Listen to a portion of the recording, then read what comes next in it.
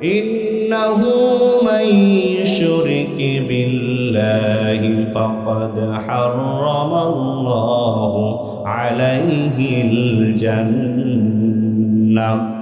নিশ্চয় যে বা যারা আল্লাহ রাব্বুল আলামিনের সঙ্গে শরীক করবে, পৃথিবীতে যারা শিরিক করা অবস্থায় মৃত্যুবরণ করবে, আল্লাহ রাব্বুল আলামিন বলেছেন ফাকাদ হারামাল্লাহু আলাইহিল জান্নাহ, সে ব্যক্তি তার জন্য জান্নাতকে হারাম করে নিয়েছে। ওয়া মাওয়াহুন নার, আর তার থাকার স্থান হলো জাহান্নাম।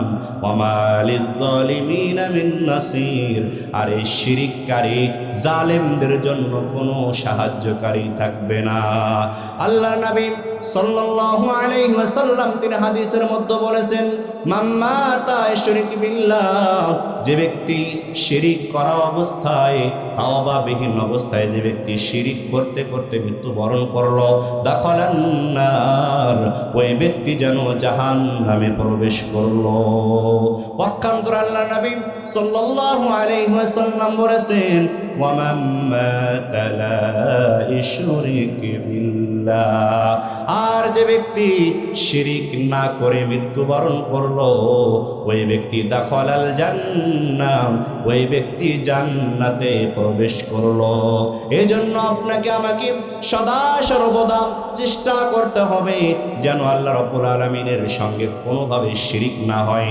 আবু দারদা রাদিয়াল্লাহু তাআলা আনহু বলছেন আল্লাহর নবী সাল্লাল্লাহু আলাইহি ওয়াসাল্লাম আমাকে ওসিয়ত করলেন, ও আবু দারদা শোনো, পৃথিবীতে যতদিন তুমি বেঁচে থাকবে লা তুশরিক বিল্লাহি শাইআ, কোনদিন তুমি আল্লাহ রাব্বুল আলামিনের সঙ্গে শিরিক করো না, আল্লাহ রাব্বুল আলামিনের সঙ্গে শরীক সাব্যস্ত করো না।